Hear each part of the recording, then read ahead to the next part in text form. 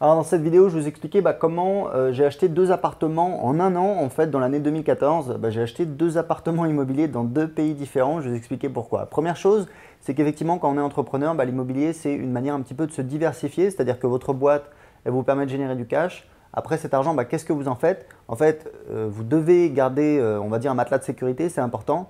Mais le problème, c'est que cet argent liquide, il a tendance à perdre de sa valeur parce que, évidemment, il y a l'inflation. Ce qui fait que votre argent, si vous ne le placez pas, il perd un petit peu de sa valeur, même pas mal. Donc c'est important de se diversifier. C'est aussi voilà, une optique un petit peu patrimoniale long terme. Donc moi, je voulais rentrer dans le marché de l'immobilier. C'était un petit peu un de mes projets. Et je voulais faire une acquisition en 2014. Donc en fait, la première acquisition, je l'ai faite en… Alors, il y a un truc qui existe, c'est pas ce que j'ai fait, mais voilà, c'est important de le souligner si l'immobilier, ça vous intéresse un peu. Il y a un truc en fait qui existe, une technique un peu, voilà, un peu connue, voilà, des gens qui s'intéressent à l'immobilier, c'est en fait, souvent quand on achète de l'immobilier, on n'achète pas cash, on fait un crédit à la banque, d'accord? Le problème, c'est que si vous avez déjà un crédit, ça va être difficile d'en trouver un deuxième. Alors après, ça dépend. Si vous avez un bien qui s'autofinance, qui est rentable, etc., c'est plus facile. Mais pour beaucoup de personnes, voilà, c'est assez difficile. Donc en fait, il y a une technique qui existe, c'est d'acheter deux appartements en même temps. Enfin, alors, quand je dis en même temps, c'est à voilà, 2, 3, 4 mois d'intervalle. Mais l'idée, c'est de demander un crédit à une banque pour un appartement A et de demander un crédit à une autre banque pour un appartement B. Et en fait, bon, voilà, il y a des petits trucs à savoir pour que ça passe, etc. Mais c'est tout à fait possible puisque la banque vous demande est-ce que vous avez un crédit dans une autre banque? Vous dites non, parce qu'effectivement, à ce moment-là, vous n'avez pas de crédit dans une autre banque. Donc moi, c'est pas ce que j'ai fait, c'est une technique qui existe. Voilà, voilà, il y a des techniques comme ça qui existent, qui sont un petit peu borderline, puisqu'évidemment, voilà, vous prenez un petit risque, mais c'est un risque mesuré. Moi, c'est pas ce que j'ai fait. Le premier bien, effectivement, je l'ai acheté à crédit. L'idée, voilà, c'était d'utiliser un petit peu l'argent de la banque comme levier. Donc, je suis passé par Ellis Frank. J'ai acheté un bien à Lyon qui représente, je crois, c'est un investissement total de 188 000 euros. Donc c'est du meublé. En fait, c'est un bien de 40 mètres carrés qu'on a divisé en deux. On a fait deux studios de 20 mètres carrés qu'on loue en meublé et qui a une rentabilité, je crois, entre 5 et 6%. C'est pas extraordinaire, mais voilà, l'idée c'était que je ne voulais pas passer trop de temps sur ce dossier. Effectivement, j'ai juste cherché un financement et je suis allé signer le bien et voilà, ça s'est arrêté là et j'ai pas eu à m'occuper d'autre chose. Donc ça m'a permis d'avancer sur autre chose, surtout que moi, en 2014, j'habitais en Colombie. Donc c'était un petit peu compliqué et ça m'a permis justement de passer à l'acte et de faire ce premier investissement. Ce qui s'est passé, c'est qu'en fait, donc j'étais en Colombie, j'ai acheté un terrain. Donc j'ai fait une super affaire, mais en fait, c'était pas du tout une bonne affaire. J'ai acheté un terrain pour 80 000 euros, un terrain de 5000 mètres carrés.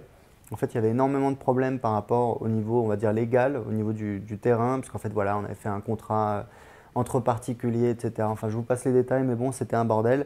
Et en fait, au final, le vendeur m'a rendu l'argent. Donc, j'ai failli perdre l'argent s'il avait été, voilà, on va dire, malhonnête. Il aurait pu m'embêter et garder l'argent. J'aurais dû faire une action en justice, etc. Donc, ça aurait été vraiment très pénible. Heureusement, ça s'est passé beaucoup plus simplement. Il a fallu lui faire les gros yeux, mais voilà, il nous a remboursé l'argent. Donc, l'argent, il est sur un compte en Colombie et je vais le rapatrier en Europe puisque j'habite désormais au Portugal. Donc, euh, j'ai euh, j'ai quand même fait une acquisition. J'ai fait une acquisition, on a acheté, en fait, on a vu qu'il y avait un immeuble qui… Enfin, moi je voulais faire une acquisition en Colombie, parce que si vous voulez, la Colombie, c'est un pays qui est en plein boom économique. Enfin voilà, même j'aurais aimé investir en 2010 quand j'ai commencé à arriver en Colombie, mais à cette époque-là, je démarrais mon business sur Internet, donc j'avais pas encore beaucoup de cash à investir dans l'immobilier. Et parce que c'est un pays vraiment, enfin moi je vois la petite ville où on habitait avec ma femme pendant un an, d'où elle est originaire, qui s'appelle Yopal. Enfin, le prix des terrains depuis entre 2010 et 2014, il a dû aller, on va dire, tripler pour pas trop se mouiller, si c'est pas plus.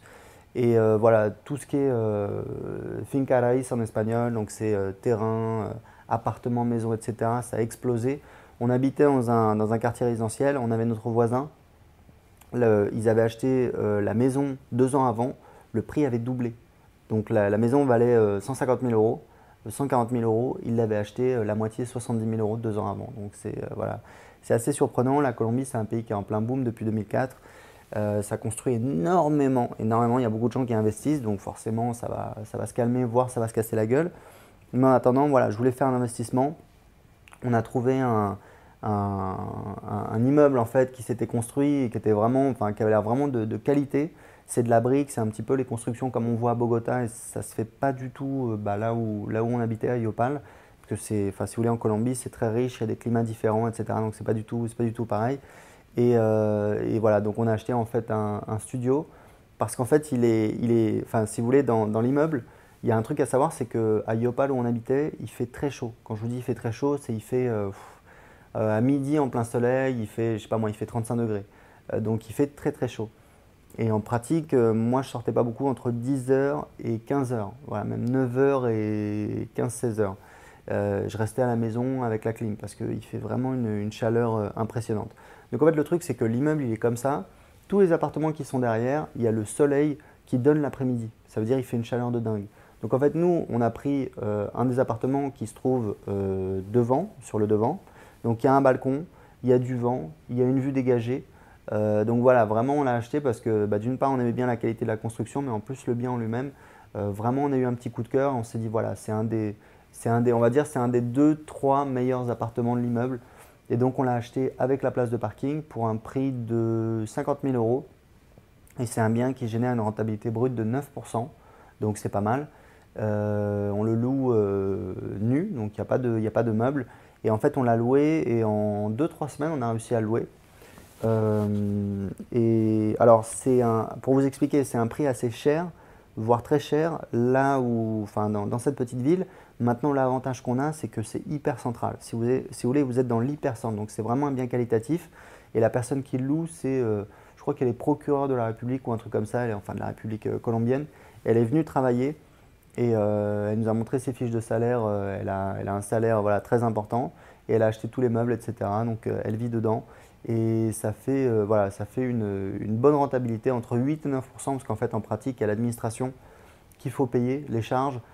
Pour l'instant c'est très raisonnable, c'est que dalle, c'est quelque chose comme, pour l'instant on paye quelque chose comme 10 ou 15 ou 20 euros par mois, donc c'est rien du tout, mais ça va augmenter un petit peu. Donc je pense qu'on sera voilà, aux alentours de 8-8,5% de rentabilité, ce qui est pas mal du tout pour un bien immobilier. Et donc maintenant je suis installé à Lisbonne au Portugal. Il faut savoir, je ne sais pas ce qui se passe, mais le Portugal, j'ai l'impression que tous les Français veulent acheter ici. J'ai une cliente d'ailleurs de mes formations, Nathalie Gabiro, qui a créé une agence immobilière au sud du Portugal, en Algarve. C'est un petit peu la région touristique comme ça sur la côte. Il y a beaucoup de retraités qui s'installent là-bas, d'étrangers, etc., d'anglais, de français.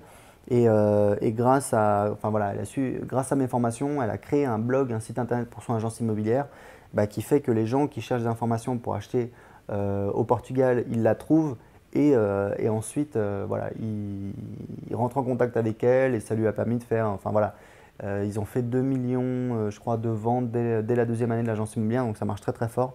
Donc c'est vraiment très bien et voilà, mon objectif maintenant, c'est d'acheter un bien immobilier au Portugal et je vous tiendrai informé sur ce blog comme d'habitude. Alors, j'ai préparé un petit cadeau pour vous. Si vous ne l'avez pas encore téléchargé, j'ai préparé une liste de 32 thématiques rentables pour créer un business sur Internet. L'immobilier, c'est bien, mais pour générer du cash, il y a un truc qui est hyper rentable, c'est sur Internet. Moi, je vis mes blogs depuis 2010. Donc, si ça vous intéresse, téléchargez la liste, c'est très simple, tout est expliqué en dessous de la vidéo. À tout de suite.